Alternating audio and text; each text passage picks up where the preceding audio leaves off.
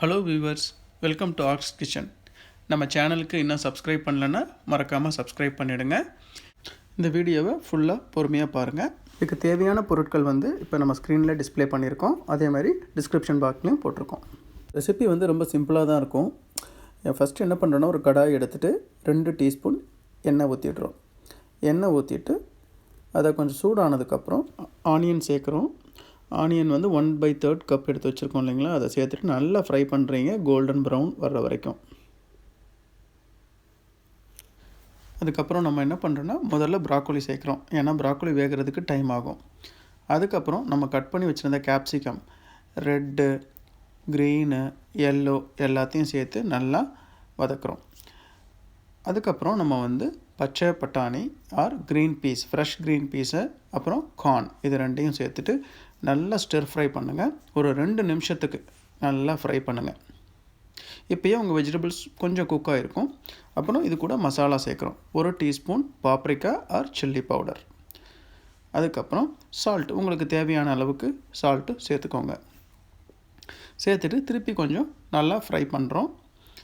அதுக்கப்புறம் என்ன பண்ணுறோன்னா, நல்லா குக் பண்ணுறதுக்காக கொஞ்சமாக தண்ணி தெளித்து விட்டுட்டு மூடி வச்சு நம்ம இப்போ குக் பண்ண போகிறோம். அது 1 நிமிஷத்துக்கு குக் பண்ணிங்கன்னா போதும். ஏன்னா முதல்ல சாட்டையிலேயே நல்லா குக் ஆகிருக்கும்.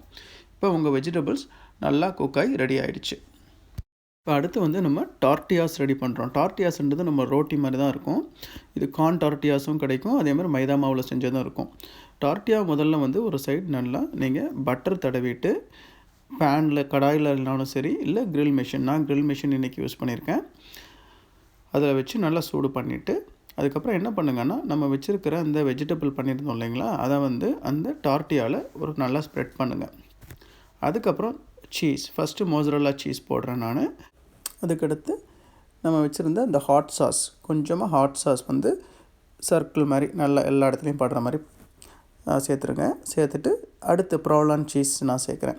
இல்லை உங்கள்கிட்ட ஒரே ஒரு சீஸ் தான் இருக்குன்னா அதுவும் பரவாயில்ல, ஒரு சீஸும் போதும். அதுக்கப்புறம் நம்ம சாண்ட்விச் மாதிரி தான், நீங்கள் இன்னொரு டார்ட்டியாவை வச்சு மூடிட்டு அதை எடுத்துகிட்டு போய் தோசைக்கல் ஆர் கடாய் ஆர் இந்த க்ரில் மிஷின் இல்லைன்னா மார்க் கொஞ்சம் நல்லா வரும், அவ்வளோதான் வித்தியாசம்.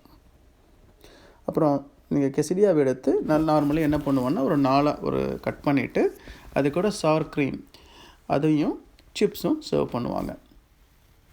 இந்த ரெசிபி ட்ரை பண்ணுங்கள், கண்டிப்பாக உங்களுக்கு பிடிக்கும். மறக்காமல் நம்ம ஆர்க்ஸ் கிச்சனுக்கு சப்ஸ்கிரைப் பண்ணுங்கள். நம்ம வீடியோவை லைக் பண்ணுங்கள், கமெண்ட் பண்ணுங்கள், ஷேர் பண்ணுங்கள். Happy cooking.